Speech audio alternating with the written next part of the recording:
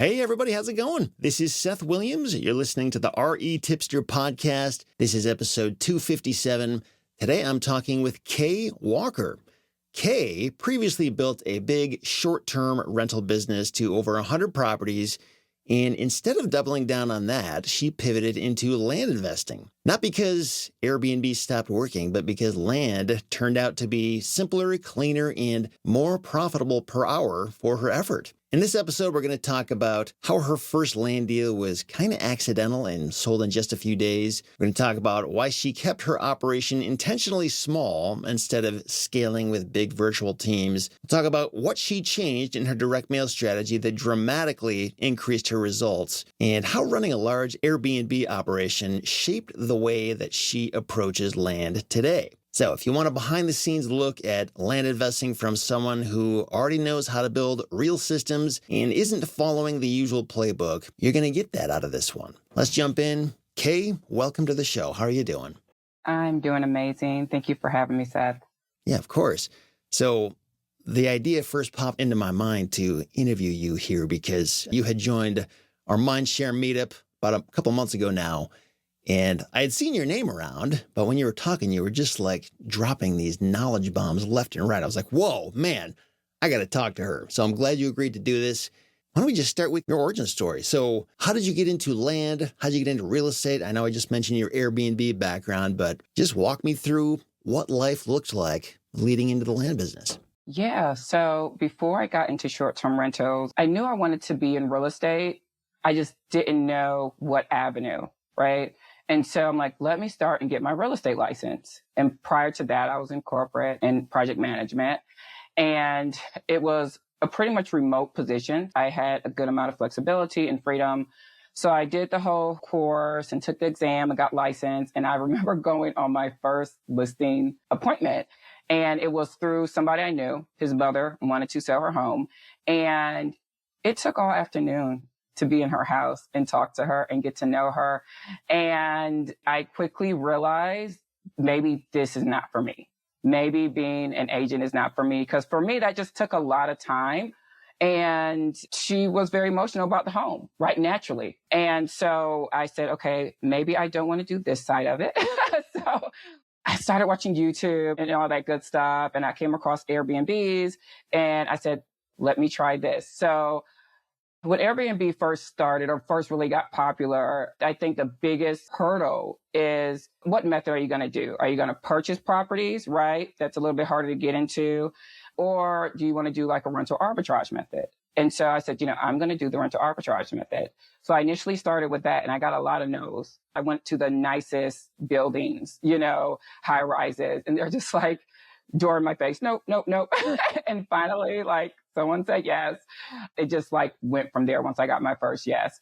And along that journey, I ended up expanding into Georgia. So I was in 2 states, North Carolina, Georgia. And then I ended up purchasing real estate as well, running that operation. I had cleaning teams that I had hired out, but I found that I had to bring that inside. So we ended up bringing cleaning internal, which was a whole process. But it made our reviews amazing, and it gave us a lot of control over the quality of our product. But a very busy business. And when you say arbitrage, for those who maybe not be familiar, correct me if I'm wrong, this is where you are basically signing a rental agreement with the owner, and then you're sort of like sub-renting it to these short-term renters. Is that accurate? Yep, that is 100% accurate. It was more of a corporate lease. We did it so we can pick up more units at one time and have that professional maintenance in the background. Going into it, your toilet breaks or the refrigerator stops working or the microwave you need to replace. We don't have to worry about any of that stuff. It was really helpful to start off that way. Yeah. I can understand why a landlord might not want to do this. How did you get them to do it? Was there some big building where it's like, yeah, we can't find long-term renters, so might as well work with Kay. She'll lease it up and do what she's going to do. Is that how it worked, or how did you find these people? When I started getting all these no's, I looked and I said, let me see what buildings have promos, have 2 months free, 2.5 months free. They're giving $1,000 gift card because it lets me know they need the occupancy, right? And their salespeople in the office, they need to make their numbers. That's what I started targeting. So I would have a yes, maybe, instead of all the no's. That's how I went about it. And then I figured out their kind of application process, and you had to have a certain level of business credit they want to see. You had to become an approved vendor, all those things. It's kind of like I figured it out as I went. And that really allowed me to scale, because it's hard to go to one individual owner each time and have to do this and explain the process. But when you're going to a building that has 500 possible units and it's costing them money, for them to give you 5 of those, they're glad to do it. That right there is just a great idea. I never would have thought of that. But if you want to get somewhere fast, that sounds like the way to do it. What towns or areas were these units in? Like, is it a touristy spot, or like, did your tenants end up being like business renters, or? So what I found, what works, and this is primarily because of the operational side of cleaning, which is a heavy lift in the short-term rental business, if anybody knows about it. Having cleaners spread all over the city is really hard, because sometimes we could have, on a Monday, 22 turnovers going on at one time. It really helps if they're clustered in kind of the similar and same areas. So we focused metro, busy areas of town in Georgia and Charlotte. So that really worked. And it's really nice because when you're not in a vacation area, it's less seasonality. And if you're in a metro city that's growing, I would say half was maybe short-term rentals. A larger portion was corporate housing for employees, summertime. Parents would pay for their kids to do internships. So 3 months at a time being paid up. People waiting for their houses to get done being built, right? Or insurance claims were a big one too, which we love, because the insurance company would just, pay the whole thing and write the check. So different scenarios, not just vacation rentals. I think it's actually pretty wise to be in a metro area, because it does protect you from having that dead time you would normally have. Maybe you did it at like, a ski resort or somewhere very vacation-y. I've thought about this Airbnb thing in the past, just a short-term rental. And the thing that always scares me away is just the cleaning stuff. When tenants turn over and, I would have to hire some third-party management company, and they're super expensive, and who knows if they do a good job and all this stuff. It's just a lot to think about. When I think about managing 100 of those things, it sounds like pure operational chaos. It was. So was it just like a daily nightmare, or like, how did you manage all that? I was so excited as an entrepreneur when you finally have success. If a client called me and they wanted better pillows, I'm like, I'm on the way. Like at first I did every single thing myself, everything. And I think that was important, because my team saw that I wasn't too good to go change the duvet in a unit, or go swap the sheets out, or do the laundry. They knew that I had did that before for my business. And I knew what good looked like. I knew how to properly create a QC checklist and make sure that if property sat for a few days, dust could kind of happen, lights could go out, things like that. So we created these processes that really, really worked for us. I think we were very, very efficient on the turnover side of it. And it wasn't like that from day one. It was managing vendors, which was hell. And so we made that decision to say, we're going to bring this in-house. And that was the thing that made everything more controllable for us. And if something did not work, we could pivot really quickly. Having that control really helped, but it was a operational, I don't want to curse, but it was just a lot. It was a lot, but it was exciting at the same time, because I was building something. I was challenged where I had to create efficiency and put processes in play and find systems and integrate them, all the things. It was very exciting and it was very profitable. But at a certain point, I think in entrepreneurship, after you kind of like figure certain foundational things out, you start to look at like, what do I want my life to look like, right? And it wasn't carrying 2 phones and not being able to get through like a dinner with friends. Like that was my life. Even though I had a pretty big team, everything trickles up to you at the end of the day. And so you're dealing with things on weekends, on holidays, especially because it's hospitality at the end of the day, So when you want to relax with your family, you don't get to do that because this is the busiest time for you. People are coming in. So like, are you still in that business in any way? I'm not in it. I sold my portion to a friend that was an employee in the business.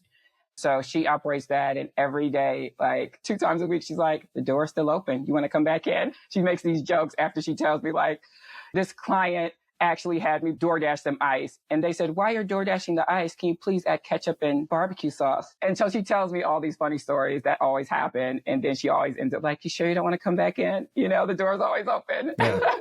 Yeah. I still love it. I will say that. And it is profitable. I think what I have learned throughout that time was that it will be more profitable and it'll make more sense if I own the buildings. That's a big jump from renting from these huge buildings to owning them. So I do see myself eventually getting back into it because I have a love for it and I already have the experience, but just figuring out the ownership side of it and how to make that work in like a metro city.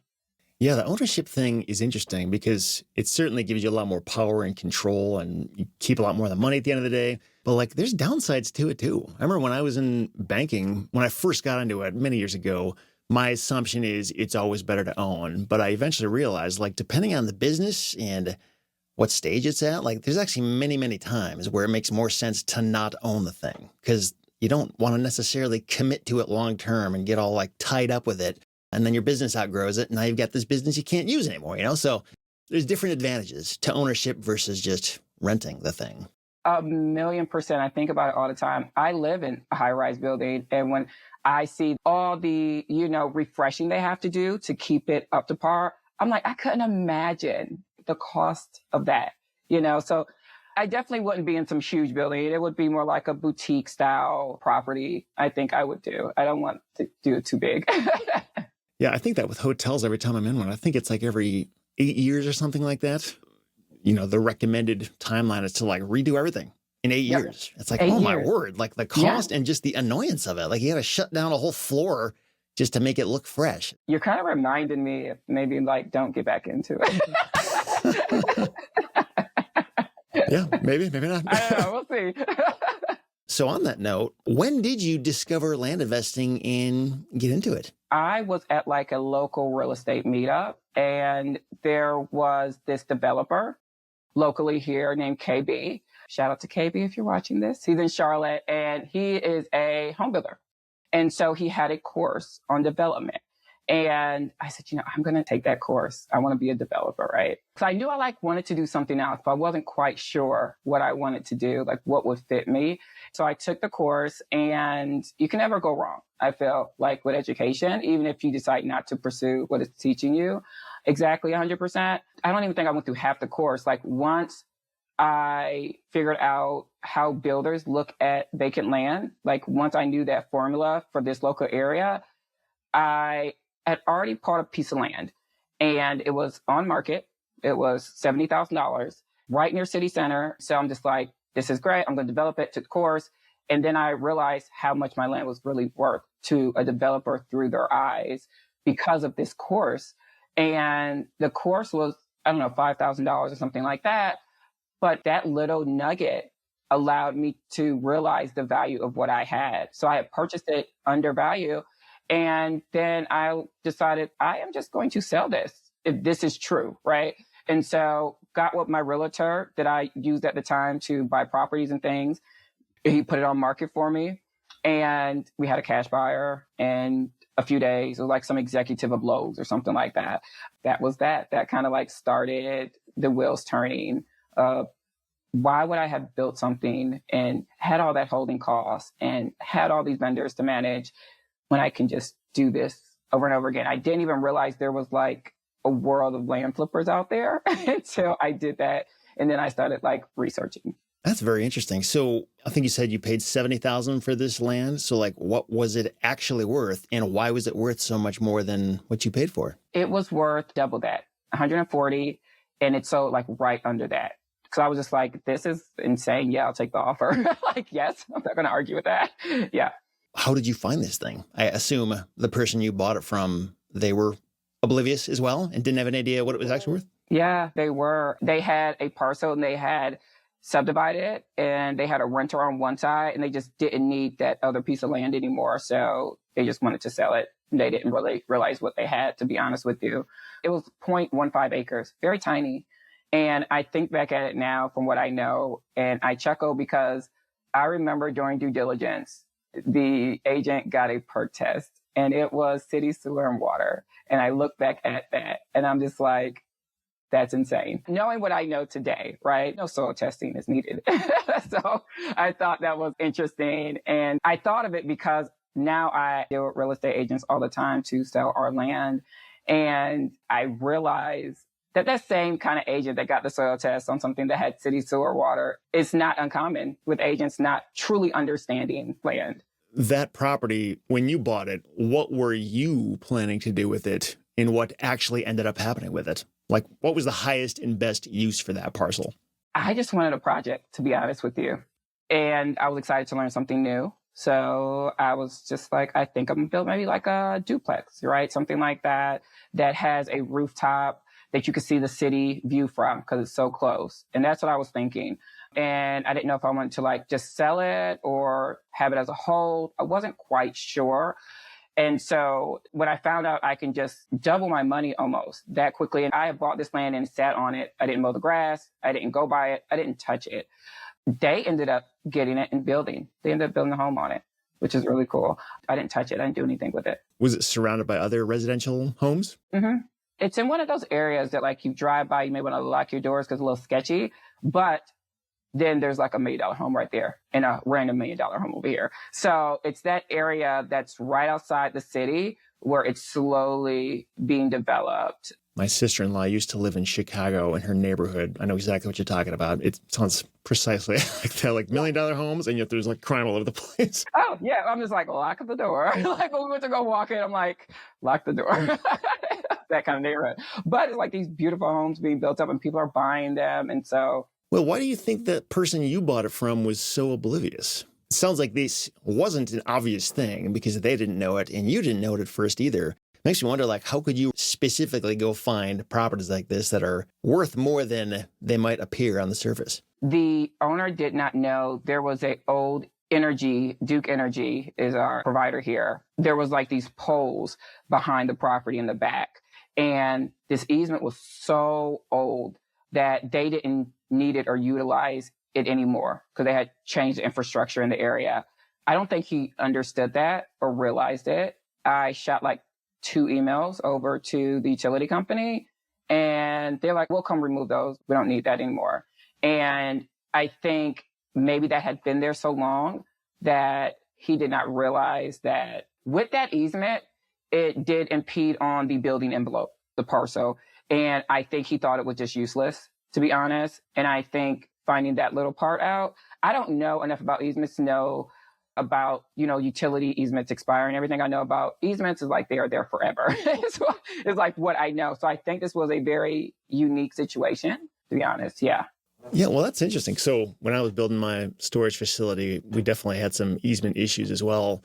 But you'd be surprised what you can figure out or maybe even change just by like asking the question. And especially with utility companies, sometimes you got to like talk to 5 different people to finally find the person who can answer your question for you. But it's interesting, just finding something that appears like a deal killer on the surface, but like, no, just push on a little bit and you can totally change everything about the usability and value of the property. That's a good lesson though. Just like, first of all, understand the utility situation. But once you understand it, realize like it could possibly be changed if you're willing to pick up the phone and do a little bit of digging, right? Yeah. And, if you go into a situation like that, not knowing anything about it, it was just visually, I saw the pole wasn't being used. And so I reached out and figured that out with like just a couple emails. Very surprised how easy it was, to be honest with you. My realtor did not even know where to start. So kind of like had to figure that out on my own.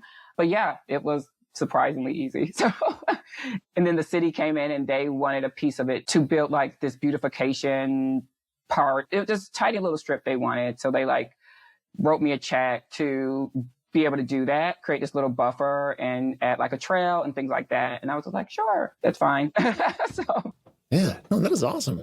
It was a very cool mistake deal. Sounds like a happy accident for sure. Tell me about your land business today. So like what kind of deals do you do? How many deals do you do?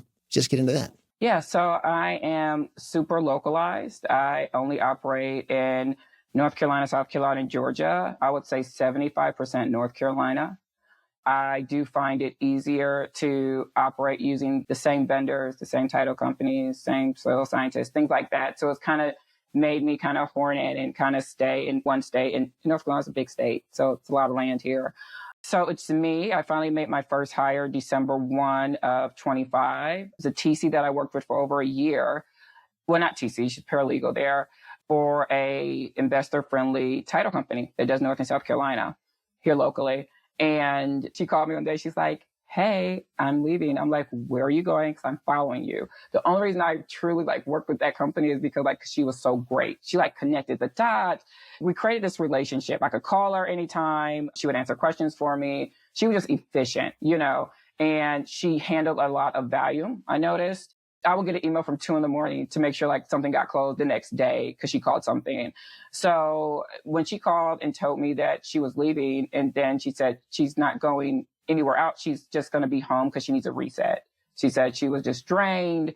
She was exhausted when she got home from work. She wasn't a great mom or wife just because of work. And that happens. I think a lot of people can resonate with that. So she finally made a really hard decision to say, I'm leaving. I'm just going to go home and I'm just going to reset.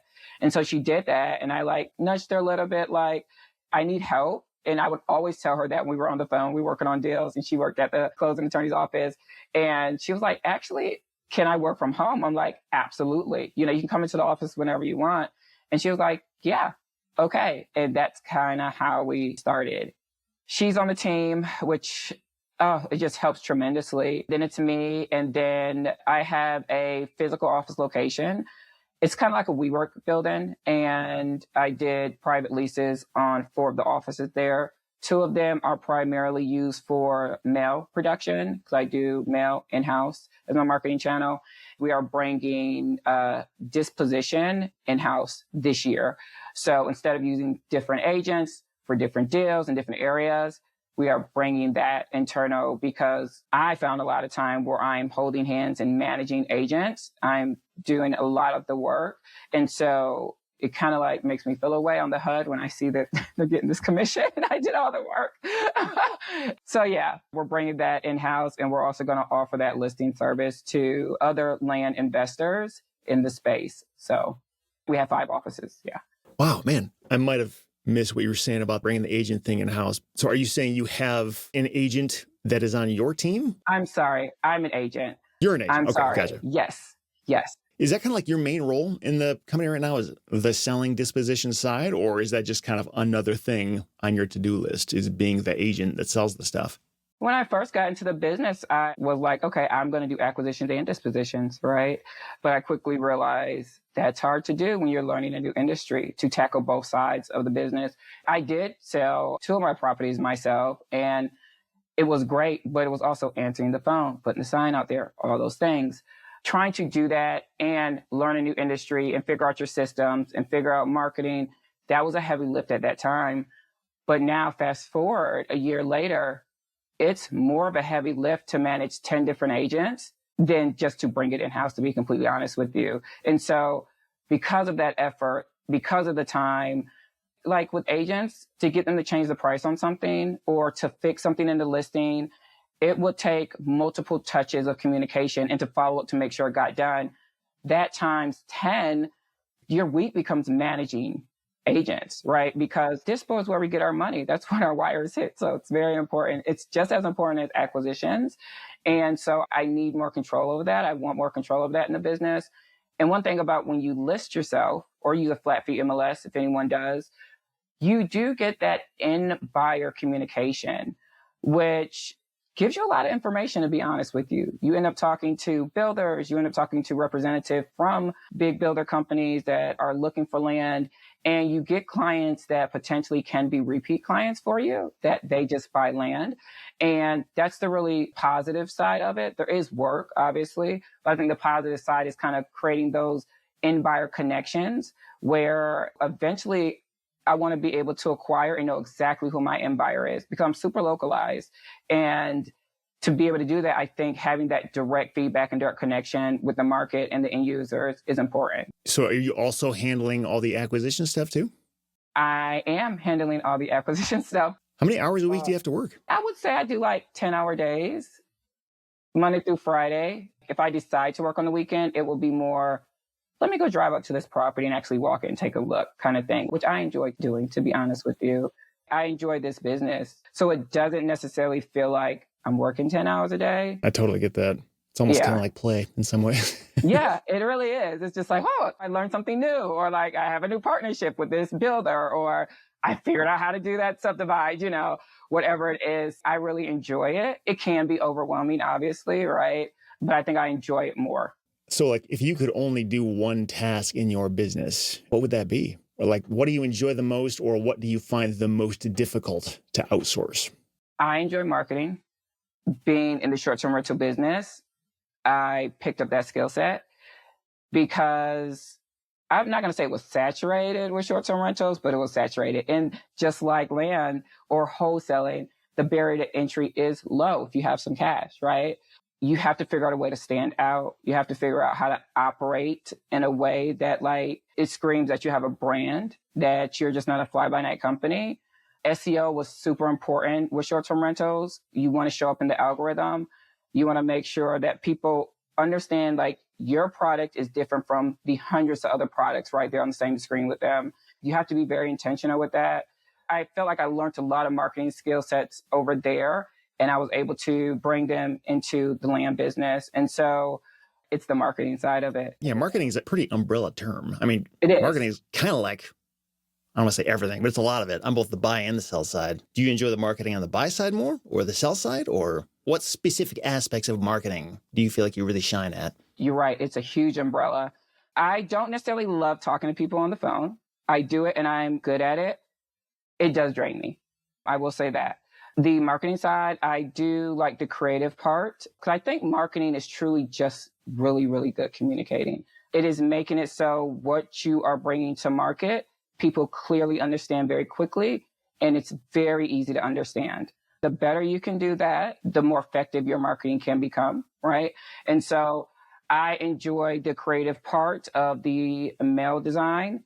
I enjoy the creative part of the dispo side also, and figuring out how to dispo land really fast, how to make the buyer on the inside not just look at it as like this wooded lot, but help them understand the potential of the parcel. And I think marketing does that, whether it's 3D renderings, having the soil test done already, having the soil already perked and it can support a 3-bedroom or a 4-bedroom, kind of like removing those question marks for an end user and making it very simple for them to make a decision.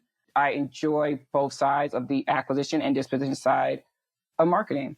That whole thing about getting a little exhausted talking to sellers, have you thought about doing anything like the Stride voice AI agent that'll kind of pick up calls and talk to the person and gather the information for you? Yeah, I need Stride to get reference codes. That's what I need because I use it heavily. You can totally do that. Heavily. Yeah. I did get an answering service call porter when I first started in the business. The problem with that is, even if they said they want to sell, it was really hard to get them back on the phone. So we went to live answering.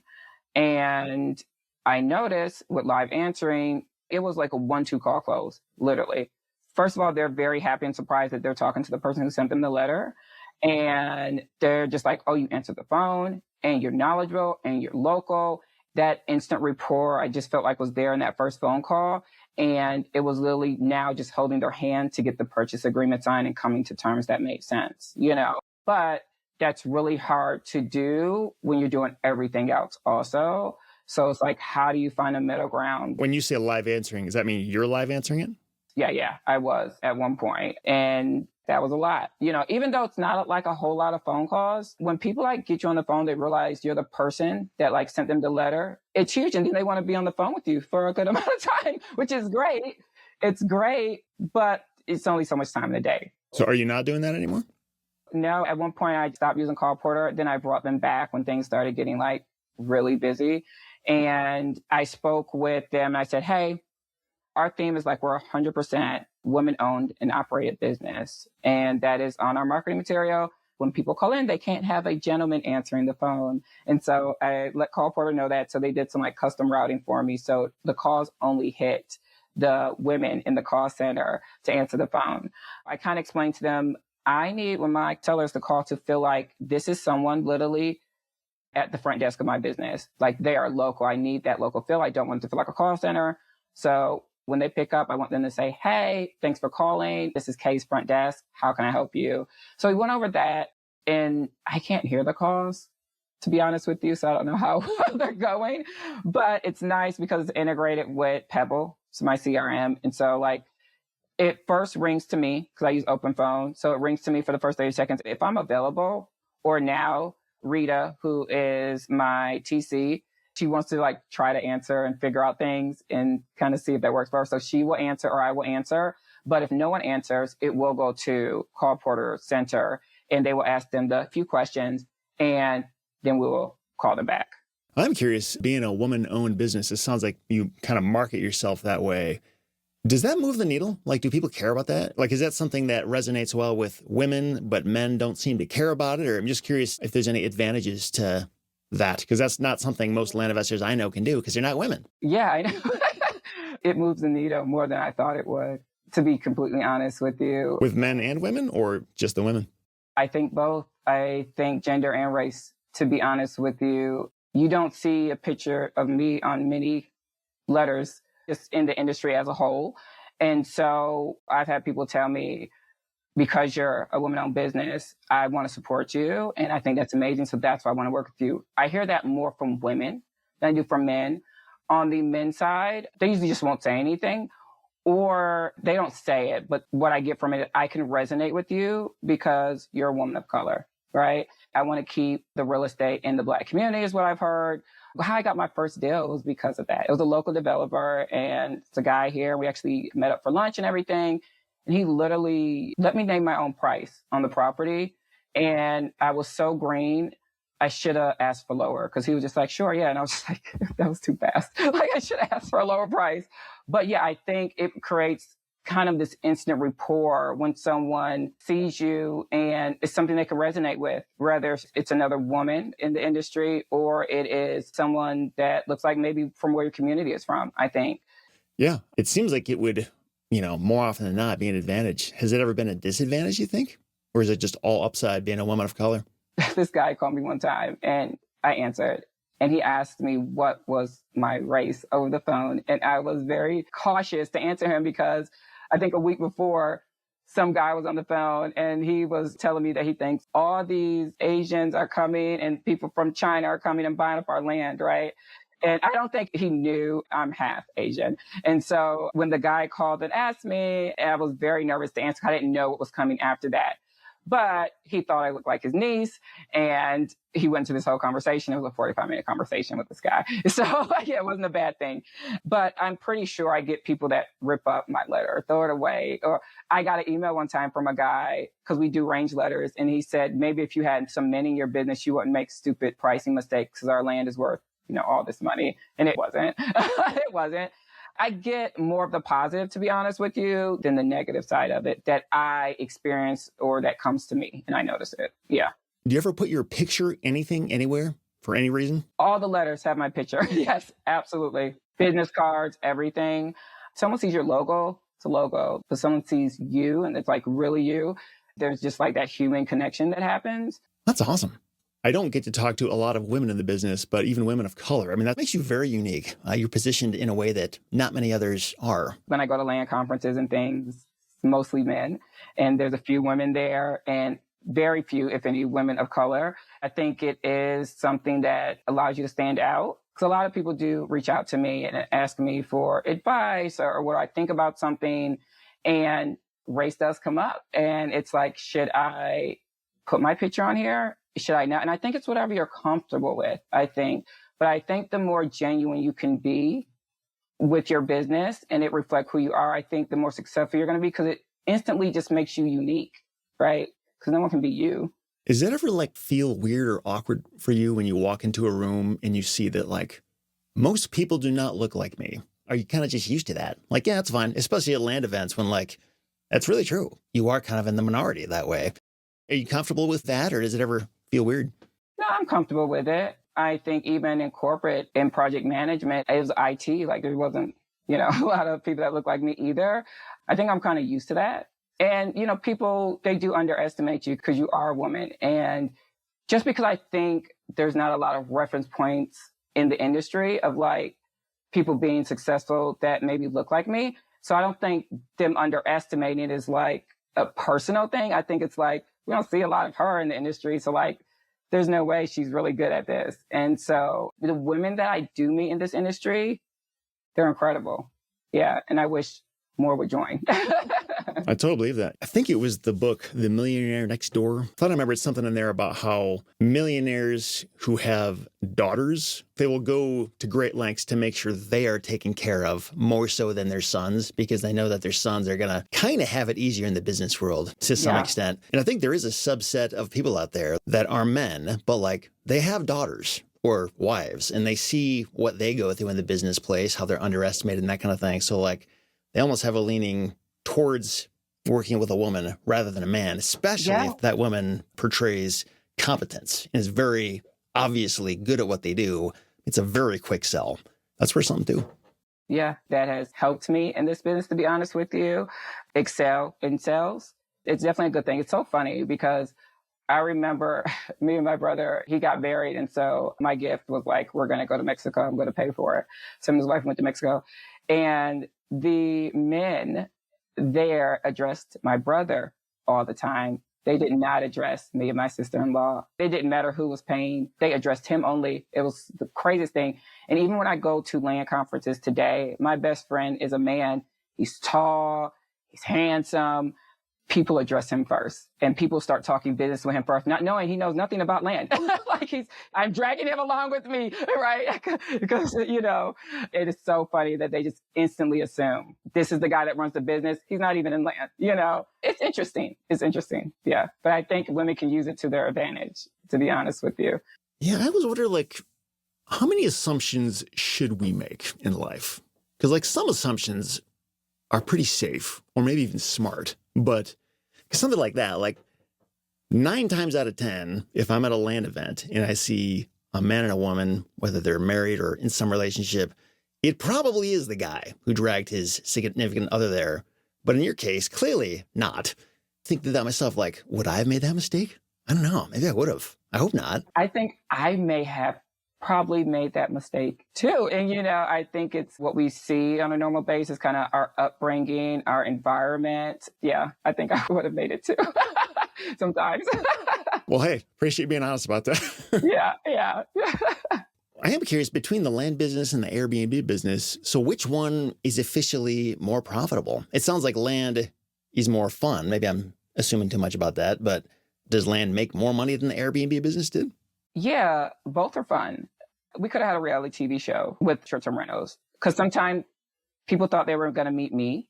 And so we had a concierge person that would meet them at certain buildings that were very high end. So they wouldn't be like, there with a suitcase looking crazy. And so they thought they were going to meet me. And so that was a little weird sometimes. And they're like, no, Kay's not greeting you at 11 p.m. to walk you into your property. She's not doing that. We've had a federal investigation. The authorities will call us and say, hey, just let you know, we've been watching this person. They are in your property. We are going to have to raid it. We walked in and found firearms under the couch, like really big firearms. We had a homeless guy break into our property like a couple times. And so we have local security that I know personally that we will call to like go handle situations. Like it was definitely a lot of interesting stories in that business. And I think land is much more profitable when you're talking about your time and your mental, I think, because you can do this business today, I think, as a solopreneur with the technology like Land Portal and Land Insights and Price. You can do so much as a solopreneur in this business and make tons of money. So I would say time and effort, taking that into consideration as far as cost, land is more profitable. And your team is small, right? You've got one person on your team at this point? One person. I do have a male guy, but he's more like part-time, like with the short-term rental business. He worked for me there for 5+ years. He did like warehouse. He helped with deployment, setting up properties, moving furniture, all that stuff. And so he does the mail stuff for me because there's a lot of physical aspect to it. And so he is part-time. Depending on what we're trying to get out, I would say part-time. And then full-time TC that I just hired. So yeah. And running such a lean business like this, because it sounds like you get a lot done and you work 10 hours a day. So has that been like a strategic decision from day one, or is that like a reaction to what you already lived through with the Airbnb business? Definitely a reaction. Yeah, like definitely intentional. When you first have success in business and you're like making all this money, you're hiring all these people, like there's really no guidebook to it. And if you don't have other entrepreneur friends around you or in your circle that have kind of been there, done that, you're kind of just like learning as you go. You're failing forward, to be honest with you. And so some of the mistakes that I made was growing so fast, I think, and not recognizing the talent that you have when you are building your initial business and when you make your first, I don't know, $1 million in gross revenue is very different when your business scales and you have 20 employees and you're making multiple millions, right? So I didn't recognize that. Also, how much should your operational costs be, right? Just because you're making this money, do you go buy company vehicles and multiple warehouses and expensive office space? I did those things, right? I did those things. I should have kept operational costs lower. And so going into this business, learning those things that I learned from that business, it was, I am coming into this business and I am not scaling really fast. Because that's just not the goal, because I just came from like chaos every day and I was living in it and it was normal for me. Like it was normal to have like my phone always go off. And I'm like, I don't want that. I want a little bit of calm. And that made me choose mail as well, because I didn't want to manage a team. I didn't want to have cold callers. I didn't want all that. So I was just like, I'm just going to see how much I can do on my own. And I need to learn all the things anyway. So let me just do it on my own and figure out like, what can I get done? And then bring in as I need and not overhire and just keep a really tight control over that. So yeah, it was intentional. I have many friends in the land business that either currently have big teams or used to have big teams. And not surprisingly, their advice is always like, hire people, grow your team, all this stuff. But like hiring good people is a whole skill set in itself. And then managing good people is like another skill set. Do you feel like you're good at those things with your background? I've been told I am. I don't know if I have enough experience to say like I'm good at them. I think I connect with people that I hire and I feel like I'm pouring a lot of me into them. My TC, like I expect her to be in my life for the rest of my life. She doesn't know anything about land, but she does know the closing side of it. She knows about title. She knows all these amazing things that the first 30 days she was in, she got 2 deals unstuck. There was just like title stuff that she just knew. And she's a notary. She's local. She went and signed with a seller and notarized the paperwork for closing that had been sitting for months. So the value that she brought, I appreciated so much. And as she comes into this, I'm like, if you're willing to learn, I want to teach you everything about land while you work with me, because I think it's to both of our benefit. So she's becoming licensed so she can start taking on listings. And I'm kind of teaching her how to do underwriting and teaching her how to do due diligence. And she's really excited about it. And I love that, because when you're working with someone that wants to grow, I think they just show up better because they're interested in learning and wanting to grow individually than someone that you hire. They just want to please you maybe, right? So anything you say, they're going to do and everything like that, which is great. But like you have someone that actually wants to learn and grow. I think that's amazing. I think I'm okay at it. I think I can get better at it. But like you said, I think it is a whole skill set. And I think people coming into this business, they hire. And if you have never ran a business before, there's so many things you have to learn about yourself and about just business basics before you could say, okay, I'm going to hire and manage someone to these expectations. That is, like you said, a whole nother skill set that you may not have yet. I think a lot of courses teach people to hire things out. And I know people won't agree with me on this, but I think your first year, you just need to be in it yourself and you just need to do everything so you can learn what everything looks like. That's my opinion. Yeah. Well, I'm more like you. I have hired several people in the past, but I've learned to be slower to that. And I don't think I'm that good at it, to be honest. It's not that I can't do it, but like I don't enjoy the work of finding people and then managing them. I don't enjoy it either, Seth. It helps if they're like a genius. That definitely helps. But even then, it's like the relationship maintenance it takes to do it well. It's just, I don't know. It's this weird mental block I can't figure out. So I don't like managing people. That is one thing I did learn about myself.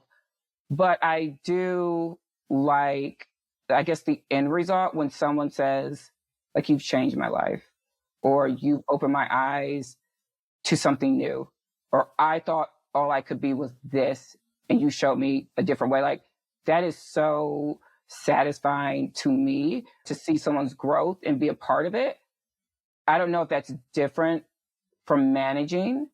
I don't like the management part. I don't enjoy that whatsoever, but I do like helping someone grow. Yeah. The people I know with big teams, it seems like they kind of do enjoy it. They're totally happy getting on calls that last hours and stuff. Man, it's no wonder you have a big team because you like that. If I don't like that, it's no wonder I have a small team. Yeah, but it's figuring that out, right? It's figuring that out about yourself, I think. So if you could hire the perfect person right now, kind of like your transaction coordinator, but they were a genius at something else, what would be the first tasks they would take off your plate? Like, who would you hire and what for?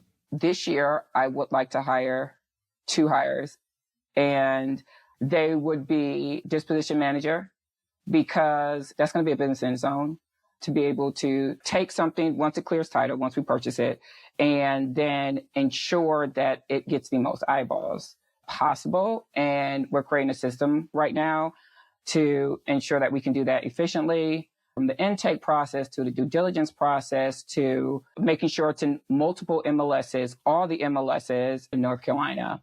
Just figuring everything out with that. I would love someone that's really, really smart. They would have to understand land. They would have to understand sales and marketing. And I would like them to be a self-starter, to be honest with you, because I don't like managing people. I love for people to figure out a problem and bring it to me with, like, these are my ideas and these are my thoughts. Like, I love that. And so I don't want to have to tell you every step of the way. My perfect hire would be like a dispo manager who could literally probably run their own agency if they needed to. Like, I want them to own that department. That's what I want. And then eventually, and I say this out loud, but I don't even know if I would allow myself to do it, but the acquisition manager to really be a hunter, really follow up, look at creative ways to take deals down, not like someone that just answers the phone and just pushes something through a queue, right? Someone who kind of strategically thinks about deals, and maybe a 35% or 40% of market value price doesn't work. So maybe we do a seller finance deal on it, right? And then we do a subdivide. Like, someone who can look at deals and structure them properly where they're profitable for us, and not just say like, oh, no, this doesn't work. So I would love to bring on a really, really strong acquisition person on the front end. So I think those 2. That kind of critical thinking, that's hard to find. I'll tell you where you can find a lot of it, though, is in the banking industry. Granted, these are people who make plenty of money already, but when I worked with bankers, I was amazed, like commercial bankers specifically, how good they were at like seeing the deal and then understanding like 10 different ways it could be structured to make it work if it doesn't just work right out of the box. So if you're looking for good critical thinkers, there's always the banking industry you could look into. Banking industry. Where do you think that comes from? So most commercial loan officers, the only reason they got to that point is because they started out as a credit analyst, which is not really talking that much to people, just like looking at the numbers and understanding, yep, this doesn't work, or it could work if this was true, but it's not true. Just making those decisions. And then once you get to the loan officer point, that's when you still have to understand the numbers, but you're in more of a sales role where like you're trying to make things work. It might not work, but you need to try to figure out a way for it to work because that's how you get paid. So they're in this position where there's like these 2 opposing forces within them, where on one hand, they want everything to sell. On the other hand, it's like, but most of it can't because it's not going to work. So they just have to be flexible out of necessity because they're not going to make money and keep their job if they're not forced to do that. So it's kind of a stressful position in some ways, honestly. They're fighting against a lot. They got this quota of stuff they got to sell, but then all these rules they have to abide by. So it's kind of tough, but that's kind of what gives them a lot of their genius in their critical thinking to figure things out. Oh, I love that. Okay, so banking experience. What you explained is what I need. That's exactly what I need. Yeah. I think in the residential side, that can work too. But what I'm thinking is specifically commercial. I think with residential mortgages, I could be wrong. Sorry if I'm offending anybody out there, but there's less of that intense mental brain work because that's more of like, your credit score has got to be this, make this income, or you're kicked out. It just is what it is. But with commercial banking, it's like, yeah, these things are all true, but like this could work too. Or we could just go get a different property. Or if you put this much down, we can have a lower rate. There's a lot more of those mental gymnastics on the commercial side. Yeah, mental gymnastics. I like that term. I feel like when I'm looking at deals, that's exactly what I'm going through. Okay, how can we make this work?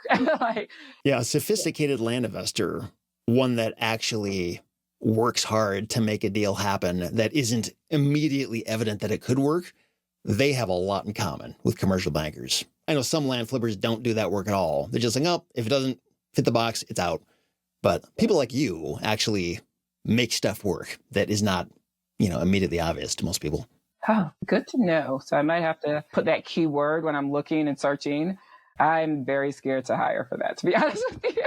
Another thing you could do, because I know some commercial bankers, they actually work side jobs as headhunters, like trying to find talent for different organizations because they can get paid pretty well doing that, which tells me, hey, if a commercial banker is working a side job, maybe they'd be willing to do a side job for a land investor and do some of that critical thinking. So, I mean, you could look on LinkedIn or just call a few commercial bankers and have conversations with them and almost offer that up. Maybe some kind of commission basis type thing. Just check out LinkedIn, see who works for a commercial bank.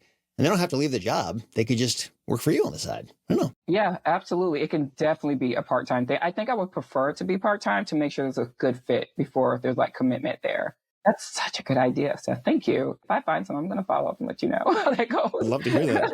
Absolutely. Yeah. So before we end this, we got to talk about mail. So mail, if I understand it correctly, is that your only current marketing channel? Yes. Has it always been the only one you've used, or have you ever used anything else? Only mail. When I first started, I was like trying to figure out like what I want to do.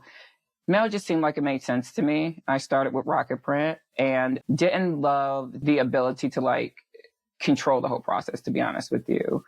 Maybe that's like a personal thing of mine, wanting to control everything. But as soon as you send it off, if you want to make changes later, it's like it's already gone, right? And it takes a little bit. It takes 2 or 3 weeks once you send something till mail actually hits, right? And so that may not seem like a long time in the big scheme of things, right? That's normal. But because I'm so local, I do first class mail and I mail something like, I have some mail sitting on my counter right now that when I leave and go to the office, I'm going to drop off. That mail today's Tuesday, it'll get there Thursday. So I'm able to reach people quicker and with very unique design. And so that is a huge value to me. I wish Rocket Print had like a Canva plugin or something. Like if you could just design it and then like hit go print and you could see what it will look like. And having that control will be like amazing, to be honest with you. But it's like the process of sending them a version of a change and then them sending it back to you and then it's not right because they didn't quite get what you were.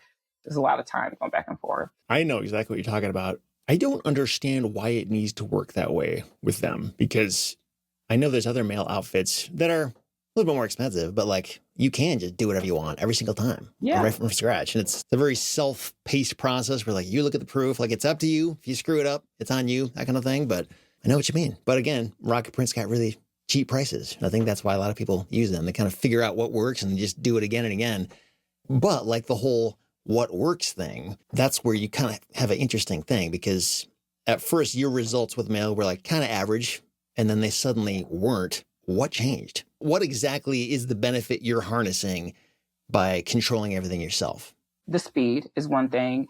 And since I answer the phone myself, especially in the beginning, I got really fast feedback. And so with that feedback, I would go and like change my letter design because, say, example, the customer had a lot of questions about how things worked. Oh, maybe I should add a roadmap, right? Maybe I should add some timelines to it, make it really easy for them to know what's next. Because from what I'm hearing is that people are a little bit confused about what happens next. So I would be able to change things really quickly on the fly.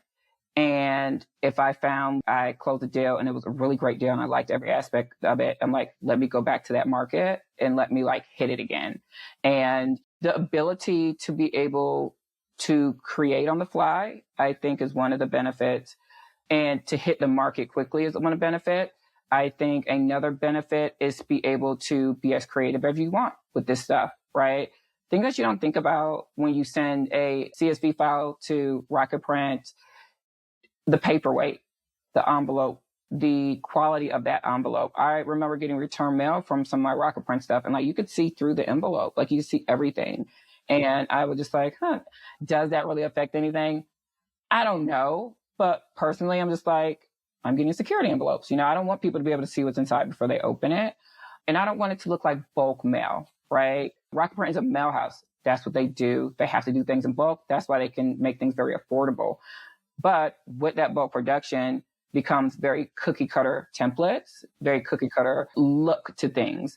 And so that's what I want to stay away from, because 99% of land investors use Rocket Print because they are the least expensive mail. Even though mail is the most expensive marketing channel, it is the least expensive. Those points are of value to me, especially the creative design part. If it's a holiday time, if I want to add like Happy New Year's, I can do that. Valentine's, I can add something there.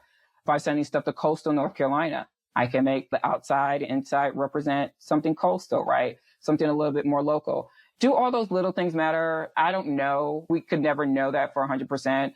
But for me, there is a better response rate. And I think it's attributed to those things.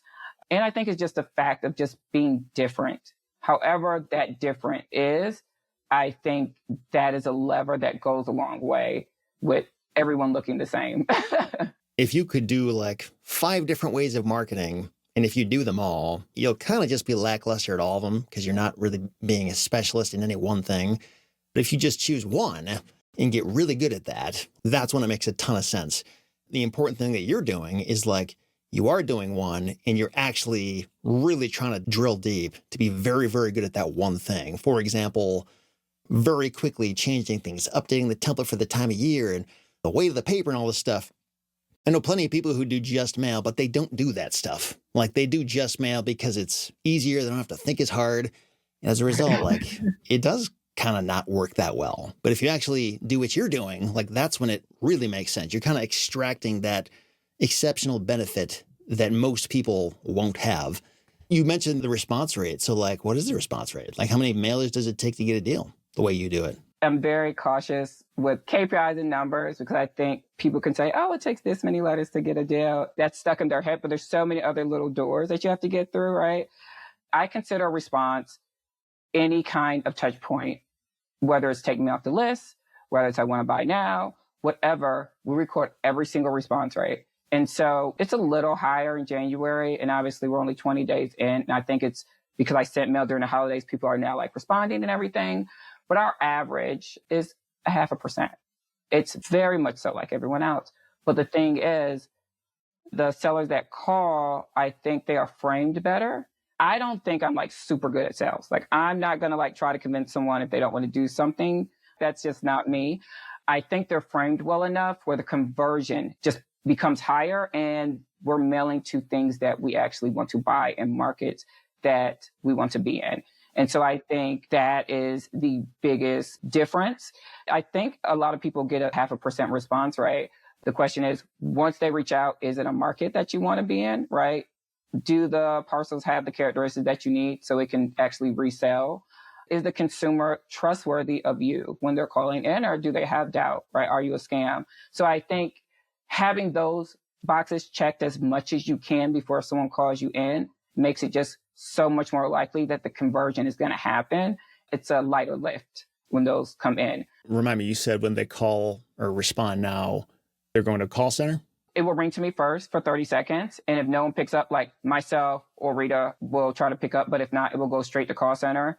And that comes into the CRM and we will reach back out right away as soon as they do. And what Rita will do is she'll look at it and she will put them on my Calendly link, like a 15-minute call. And one thing which is cool, which I started doing in my letters, I have where they could reach out to me and book a call if they wanted to with a QR code and Calendly link. So like, hey, you want to get on the phone with me? Let's get on a Zoom call. That's available to them. Also, if they want to opt out, I make it very easy and make it clear in the marketing. We're not for everyone. We get that. This is who we are. You know, instead of them calling in to do that, people, they actually like scan it and they follow the process and just ask to be removed off the list, which is really great, right? We track all of that and we just try to make it easy for the end user to communicate with us wherever and however was the most comfortable with them, whether it's to like work with us or to say like, take me off your call list or your mail list. But it's about 15 letters to a deal at this point. And we're trying to get better at that, to be honest with you. For every 15 letters, you get a deal? Sorry, 1,500. I was like, oh sorry. My goodness, what are you doing? Like, what are you sending in those letters? No, sorry, 1,500 letters to a deal. I got to hire you for something after this. Yeah, like what is going on? I mean, that's still good though. When you were live answering these, just going directly to you versus when you don't pick up the phone and it goes to somebody else, have you tracked at all the difference in the close rate? Like, is it remarkably better when you happen to pick up the phone first? I got to do better at tracking all of it. Even like just your gut thought. If I pull the data, I can see it. But yeah, absolutely. I notice deals, different phases in the CRM. They're going to sit a little bit longer in that little intake phase when they're going to be bounced around a little bit, when someone has to call them back and put them on my calendar and everything. Whereas when they call in, I talk to them, get everything I need in that first phone call. And then it's just emailing them the numbers. And I always present multiple options. I present a quick close cash option, which is obviously less as far as like market value is concerned. I also offer, if it makes sense, a double close if we're in North Carolina. Can't do that in South Carolina. In South Carolina, we'll offer like a owner finance where we are going to say like, hey, we just need this time. We're going to give you cash at closing and we can do that in 2 weeks. And then we'll give you the balloon payment on this date, right? And people, they're very accepting of it. Surprisingly, to be honest with you, when I first did my seller finance deal, I was on the phone a little shocked when the guy said yes. And I was like, oh, this works. So like, let me get confident in it and let me start getting this tool together and start using it. Because instead of putting $100,000 down, you can put $20,000 or $10,000 and people are not receptive to it. I think that's a really amazing way to make profit when maybe profit isn't instantly realized with deals. I mean, when I hear you say that, it's not that surprising to me because I know in the commercial real estate space, it's very common for buyers to ask for seller financing, but the expectation is the answer is probably going to be no because, you know, they can probably find a buyer who can get bank financing, all that stuff. But with land, if that seller knows anything about selling land, they probably know financing isn't there for this buyer unless I finance it for him. That's an interesting discovery. When you say that you frame things up better in your direct mails, like what does that mean? Like you just say something that gives them better expectations of what's going to happen when they call? Are you more communicating what you do and don't want to buy? Or if I wanted to write a better letter that's going to just like start the conversation in a better way, what should I not be saying or what should I go out of my way to try to say? Yeah. So, and this is all from feedback from the customer. Something that was big in process improvement when I was in corporate was like voice of the customer that leads everything. And so when customers used to call, they would always ask this the question of like, where'd you get this range from? Like, where are you getting this range from? Where do I fall in this range? So we explained in a little disclosure, hey, this is a range where they didn't know if it was real or not, is what I captured when I was speaking to them. Because I don't do the contract. I don't send a blind offer with a contract, right?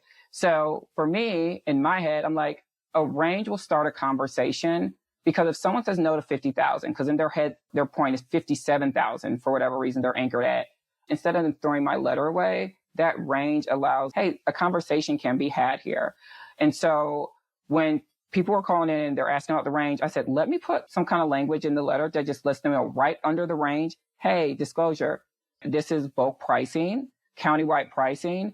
When you call in, we will give you a formal offer after we underwrite your particular parcel because every parcel is different. It's unique. So we say that, we put a timeline there. We say, once you call in, if you want to get a formal offer, it'll be 1 to 3 business days. Usually we try to do better than that. And here are the different ways to reach us. You want to go on my website and just fill out because you want to talk to anybody because you're that kind of personality, because that's kind of how I am with stuff. Or do you want to call in? Or do you want to text in? Or do you want to email me? Here's all the ways to contact us, right? So I think framing in that way, letting them know if we decide to work together, these are the next steps. And this is kind of roughly the timeline you're looking at. And that we are local and that if you do Google us or Google our return address, we are actually a business that's Google verified that has many reviews from people that we worked with. So that legitimacy is there. So that trust barrier is not as high, or that mistrust barrier. And then it is like, okay, this is a range. She understands we may question this, but it answers my question right here of like, this is bulk pricing. We need to call in. And once we understand your property, underwrite it, you'll get a formal offer. Do you use video at all in your business? Like people can scan a QR code and see a video of you introducing yourself or anything like that? No, I've heard of that before, but I don't love how I sound on video. So I think that has stopped me personally from adding it. First of all, I think that's crazy. You sound awesome and you present yourself very, very well. The reason I bring this up is because a lot of times when you get an email or something or a letter from somebody, like it's just kind of words on a screen, doesn't really mean much. When you can actually like connect with that person and understand, oh, okay, that's who they are. It's a really big reason why I think a lot of times when you hire somebody from the Philippines or anywhere in the world, like part of that process is getting a recorded short video from that person, just like talking, just saying who they are. It could be 30 seconds. That's fine. You present yourself very well. You have a very professional demeanor and appearance, but you're not like stuffy or like uptight. Like you're very real and relatable, I think. That would probably work wonders for you, especially being a woman of color. I mean, I think if that has worked to your advantage, that would be like a superpower, I think. Especially if they then called you and you answered. Holy cow. I mean, that would really go a long way. So I'm doing that, Seth. Yeah, I'm going to do that. Thank you for those kind words. I'm going to do it on tester campaign and see how it goes, and I'll email you the results. If it doesn't go well, it's not my fault. I'm sorry. Yeah. I'm like, Seth. I think that's an amazing idea. And I know what you mean. Like a still picture of someone is one thing, but to really understand like, oh, they're not stuffy, right? Or like they're a person. Those little things, like when like you meet someone, you're like, I don't like them. I can't really put my finger on it. Or like, I really like that person. That may be my new best friend. And you can't really like pinpoint why. Those things are in a video. Yeah. It's funny because I had seen your name on our forum and in, Facebook group and that kind of thing. But it wasn't until you showed up to our office hours thing that I did a couple months ago that I actually like heard you talk like in person, and it helped a lot. Like I felt like I understood you much better very quickly. It goes miles further than just seeing a picture of somebody or seeing something they wrote. Yeah, I am going to try that. I'm excited about that. Sure. If somebody were to try to like copy your exact business model tomorrow, what do you think is the part that looks easy on paper but would probably break first? Yeah, so I've shared my template in Discord, in the Discord that I'm in. And then I started getting letters in the mail that looked like my letter because I own land, right? I thought that was interesting. Was that annoying to you? A little bit annoying, a little bit flattering, to be honest with you. But I immediately saw where I think it breaks. And it was from 3 different land investors. They all use the same virtual address. I don't think that's great. It's those little details. I think it's very easy to copy someone from what you see. But like, I think everything it took in the background to get there is what people don't see. And the little change that's going to happen 2 weeks from now in the letter or 6 weeks from now, whatever, the continuous change in the marketing or how you do things in your business. I think the little things like being Google verified and being legit when someone searches for you, because they're going to search for who you are because they don't know who you are. I do. When I get letters like informed delivery thing and it scans and I'm like, who's this? And I'll see, who they are. I think even with our phones, sometimes like I won't answer if I'm not unsure, they're not saved. I'm going to like Google who the number is. Totally. I've done that too. Yeah. So I think it's like human nature. It's okay to copy, like be inspired, copy. Like if your letter is a letter from a course and it's like black and white, you've got to squint to read it. And it's like, what is that? Yeah, copy my letter. Absolutely. Be inspired. Put your own twist on it. But like, make sure it passed the sniff test with your sellers, to be honest with you, because that's like the most important thing. And then the market selection is really, really important too. Anybody could, like you said, copy a letter and they're not going to get the exact same results. I think it's those other things that are not so easy to copy that will fall short. Yeah, copying stuff is not hard to do, but caring, live answering phone calls, like immediately making changes based on feedback, working 10-hour days. This is stuff most people will not do. Not even one of those things, let alone all of them. I think most people are lazy, and that's why they copy stuff in the first place. So I think it would fall apart pretty darn quick. It would probably work to the point that it worked for you, but like you actually did heavy lifting to make it work all the way. And that's where a lot of people just aren't going to keep up. Yeah. Sometimes in Discord, when I learn something, I do like to share it with other people because I just remember being stuck when I was new. I remember being like, oh my God, what do I do? And so if I learn something in our credit template, I do share it. And I do get people like, why are you sharing this? You know what I'm saying? Like, don't share it with people. And I have to tell them, like, people are lazy, to be honest. You can literally give them a step-by-step blueprint printed out with pictures and a video with talking about it. And like, they won't do it. They will not consistently put the work in to do it. Maybe it was framed of why they entered the business or how they entered the business, that maybe it's easy or maybe it's quick. And it's like, it's not. And I didn't join when it was super, super easy that I hear about. You know, I joined when it was not like 2026, but I joined middle of 24. So it wasn't like this super easy, send 1,000 mailers, get 5 deals type of environment. I'm kind of theorizing here, but that may have helped you. The fact that like from the very beginning, it wasn't super easy. Because I think the people that joined when it was super easy, that's the biggest representation of people who have gotten out of this business because they kind of established in their mind, it's supposed to work this way. I'm supposed to be able to push these buttons and this result happens. And when it gets harder, I totally get why they drop out. I think it'd be psychologically hard for anybody when like you experienced a time when it was easy.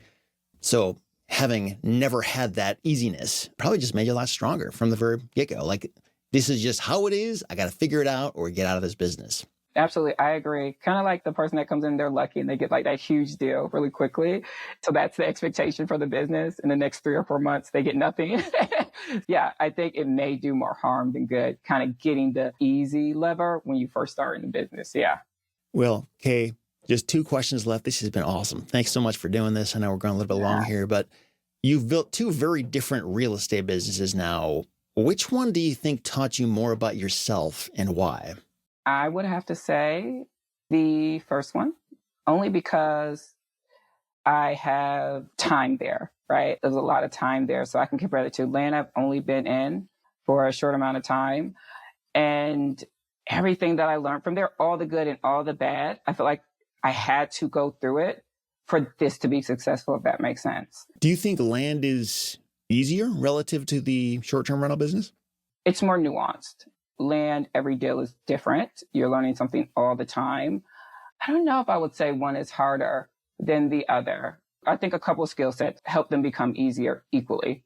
Marketing and process, I think, are 2 things that can take someone who maybe is new and never been in either one and make it be successful, to be honest with you. And patience. And patience.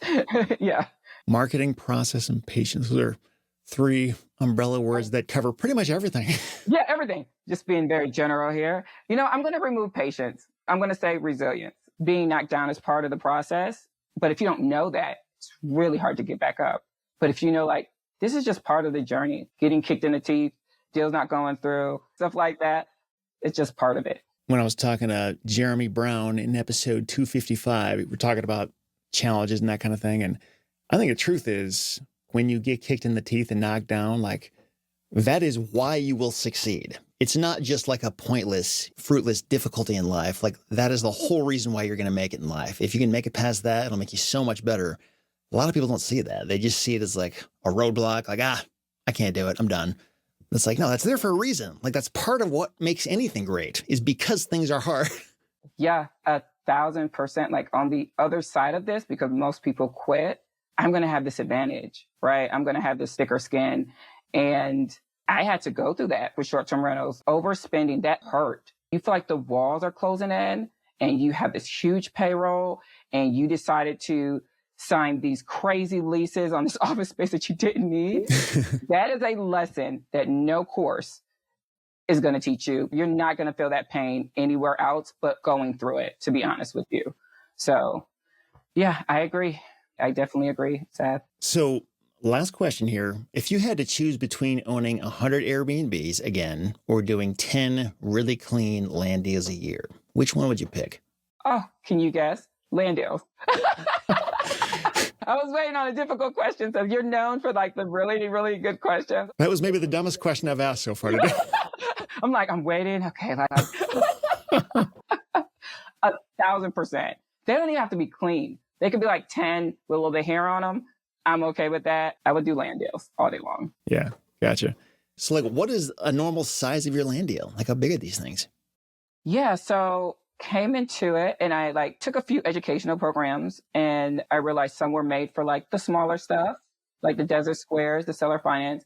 And I was like, that's not something that I want to do because essentially I had to replace my income. And with the short-term rentals, it was a lot of income to replace. So I'm just like, I can't start off with these little tiny deals. It's mid-market stuff. So we're buying anything that has a market value of $50,000 or more. The average market value is between $50,000 and maybe $150,000, $200,000. The biggest deal I've done today on the sell side was about $500,000. So I'm not in the millions, anything like that. We kind of do like that in mid-market play. And I chose that because it's really hard for it to make sense to the agents when you like acquire something like that and you want to put on the MLS. That's what I was thinking about when I did that. But yeah, that mid-market tier. Although since you are the agent now, does that still matter anymore? Honestly, it's changed my perspective because now instead of going through all the loops of bringing another party and convincing them, now it's just a few clicks. And it's like, why not make a buy for 10, sell for 30? Why not do that when you're the source to be able to get that out and sell it and make that spread? Because that spread now makes sense where it didn't make sense. 1,000%. Yeah. Do you think that'll make you intentionally go after smaller stuff? Or would you rather go after bigger stuff because of the reasons everybody else wants to? Because it's higher margin. My mark was 50,000 or more. I think I will be okay going to 30, 35 or more now that it's not such a hurdle to involve an agent. And the profit stays a little bit more in-house because the commission stays in-house, which is great. So I do notice that with larger deals, they are more sophisticated and they're easier to work with, the sellers, to be honest with you, which I do love. And with smaller deals, depending on who you get, it's a little bit more hand-holding. But if you have a month with no dispo and that one that you bought for 10 and sell for 30 closes, you're going to be pretty happy with that $20,000, So I wouldn't discount the small stuff. I never wanted to be like, I'm only going to go after six-figure deals. And I thought that too. Once I got like a really big deal, I'm just like, oh, this is great. I want to just do these. But the reality is you will have no money to keep your lights on if you just try to target six-figure deals, to be completely honest with you. Does anything about those bigger deals scare you? I mean, that's a real thing for me. When I think of like, ooh, we're getting into the hundreds of thousands to acquire this thing, like, it's just a lot of money on the line, Is that part of your thought process? Or is it more just, no, we don't want to tie up our money for too long of a time? I'll be honest with you. At first it did. And then once I understood creative finance, I don't even care about the price of a property. Like as long as it can be structured in a creative way where it makes sense with the least capital out the door as possible, it makes sense. It's honestly easier with bigger deals because you can buy at 80% of something that's worth $500,000 and still make so much money, right? And have a lot of margin there if you can take it down creatively. And I think that's the key. Wow. I mean, is there ever a fear that like, hey, what if I get into this creative finance thing? I put 20% down, but like, I can't sell it. Something goes horribly wrong. Or are you just really confident in your ability to value properties and the demand that that's just never really part of the problem? No, that is a scare of mine. Absolutely. And I use financial partners too. Even when I'm using financial partners that come in, it is even more of that due diligence and make sure that's a good deal and make sure you have extension clauses and that the purchase agreement is in your favor for those things. I think that's something you learn as you go. My first seller finance deal, it was not the best terms because I didn't know what I was doing, but luckily it sold quickly. But going forward, it taught me I don't want to know. I don't want to be paying something monthly if I don't have to. I don't want to pay interest if I don't have to. And I want to push that balloon payment out as far as I can and have clauses that are in my favor that allow me to extend if I need to. And so I think those are some protective ways. We never know. We think we've got it dialed in. There's some deals I'm like, I got this dialed in. It's going to sell. And like it sits. And it's just like, what didn't I get right? And then some that are just like, it's like a regular deal. And then it just sells super quick. And it's really hard to pinpoint sometimes, like the perfect formula of what make things sell. I think it's timing, sometimes the market. It's a bunch of these little factors that we're kind of just taking our best guess at. So heck yeah, I am nervous sometimes. It's part of it.